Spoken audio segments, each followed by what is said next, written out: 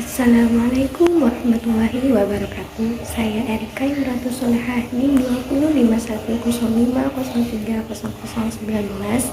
Di sini saya akan mereview drama Korea yang berjudul Kyeopin atau Good Manager. Drama ini menceritakan seorang Kim Song Ryan, seorang akuntan berbakat dari Gongsan yang bekerja di perusahaan kecil untuk mengelola keuangan sebuah gangster yang mempunyai beberapa toko dan klub malam. Suatu hari, Taeki Group, salah satu perusahaan terbesar di Korea, membuka lowongan pekerjaan untuk salah satu kepala bagian departemen akuntansi, yaitu tim operasional bisnis. Dia melamar dengan tujuan untuk menggelapkan uang yang lebih besar. Setelah dia bekerja sebagai kepala divisi operasional bisnis untuk perusahaan Taeki Group, dia menyadari terdapat masalah laporan keuangan karena terjadi korupsi yang dilakukan oleh petinggi perusahaan tersebut yang menyebabkan banyak karyawan dari anak perusahaan dipecat dan terjadi tunggakan gaji. Oleh karena itu, Kim Song Ryan pun bersama Yoo Hak-hun, manajer Cho Nam-ho, dan anggota tim operasional bisnis lainnya berusaha mengungkap kasus korupsi yang terjadi di Taeki Group. Nah, di drama ini terdapat beberapa pengendalian internal pada perusahaan Taeki Group. Yang pertama, lingkungan pengendalian. Yang kedua, penilaian risiko. Yang ketiga, aktivitas pengendalian. Yang keempat, informasi dan komunikasi. Yang kelima, pemantauan. Yang pertama, lingkungan pengendalian. Nah, di dalam lingkungan pengendalian ini terdapat visi dan misi Taeki Group. Visi menjadi perusahaan pemasaran dan pelayanan jasa nomor 1 di Korea.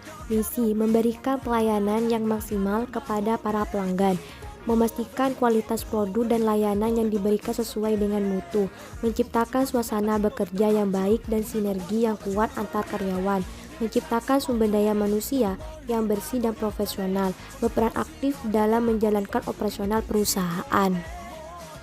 Yang kedua adalah penilaian risiko.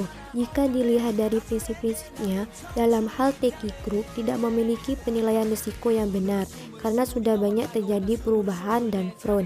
3 adalah aktivitas pengendalian. Pada SOP, perusahaan Taeki Group tidak menjalankan SOP yang benar karena semua dilakukan atas wewenang dari pimpinan dengan tujuan pribadi.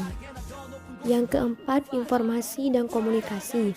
Nah, bisa dilihat di drama ini tidak ada komunikasi yang baik.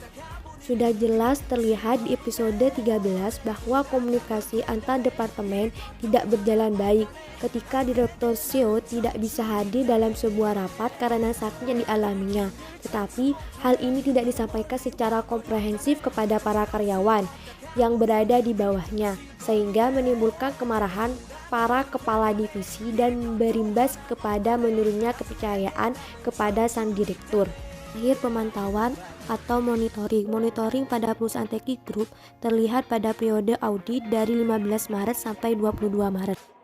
Dalam lingkungan pengendalian ini, gaya operasional perusahaan Taeki Group atau struktur organisasi yang dijalankan Taeki Group memiliki kelemahan terhadap integritas yang terjadi di antara divisi, terutama terhadap hal-hal yang berhubungan dengan keuangan perusahaan. Taeki Group dalam penentuan struktur organisasi dan fungsi pekerjaan berdasarkan historikal, bahkan kapitalisme dan kehendak keputusan oleh direktur utama. Untuk kebijakan persoliannya, Taeki Group masih berdasarkan gaya lama perusahaan tersebut.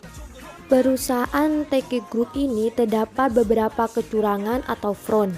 Kecurangan perusahaan. Pertama, kecurangan dilakukan Taeki Group terhadap kurir, yaitu manajemen waktu yang berlebihan bisa sampai 14-18 jam.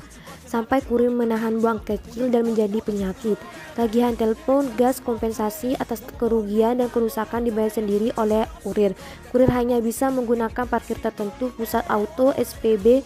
Adapun tempat-tempat yang ditunjuk lebih mahal daripada tempat yang tidak ditunjuk Taeki Group, sehingga biaya yang dikeluarkan kurir lebih mahal. Yang kedua, upah karyawan yang belum dibayar dalam 3 tahun sebanyak 8.285 karyawan cabang dan 16.850 paruh waktu. Dengan total $13,9 juta, 3.400 karyawan dipecat dan pemimpin dipenjara secara tidak adil. Ketiga, kecurangan menyuap kepala Persatuan Buruh 3.000 won agar tidak ada demo. Yang keempat, Taiki Retail memiliki 3 masalah, yaitu 87% Toserba berada di bawah manajemen langsung untuk meningkatkan kendali. Itulah sebabnya kantor utama membayar karyawan. Para koalisi manajer menggugat karena tidak dibayar dan ini menjadi masalah selama 3 tahun terakhir. Masalah keuangan, manajemen sangat lemah, angka penjualan tidak tepat meskipun hasil penjualan banyak. Ada kemungkinan besar uang itu bocor atau korupsi. Cabang itu berada di nomor 1 di daftar jual karena banyaknya masalah yang ada. Yang kelima, kecurangan pemotongan dana ilegal dan rekening ilegal jasa pengiriman Taiki. Keuntungan Taiki Grocery bisa masuk ke Taiki Kosmetik sehingga terjadi perputaran. Yang keenam, kecurangan Taiki Group, pemaksaan, penipuan pembukuan keuangan, paper company and real estate, dana ilegal, pelanggaran sistem rekening dan penggelapan pajak, percobaan pembunuhan, memenjarakan dan menganiaya, pemalsuan dokumen, penggelapan, penyalahgunaan dana, pemerasan, melanggar hukum valuta asing, menciptakan dana ilegal tertentu. Selanjutnya, kecurangan pada laporan audit. Yang pertama, kecurangan dalam laporan audit pembayaran sementara, menambahkan biaya akuisisi isi dental, sertifikat saldo bank palsu dengan mendapatkan bantuan dari pinjaman swasta. Yang kedua, kecurangan dalam sekuritas jangka pendek yang dilebihkan. Yang ketiga, dalam file yang ditemukan ada pembukuan palsu dan video dari struk penerimaan palsu. Oke, cukup sekian review dari saya. Kurang lebihnya mohon maaf. Wassalamualaikum warahmatullahi wabarakatuh.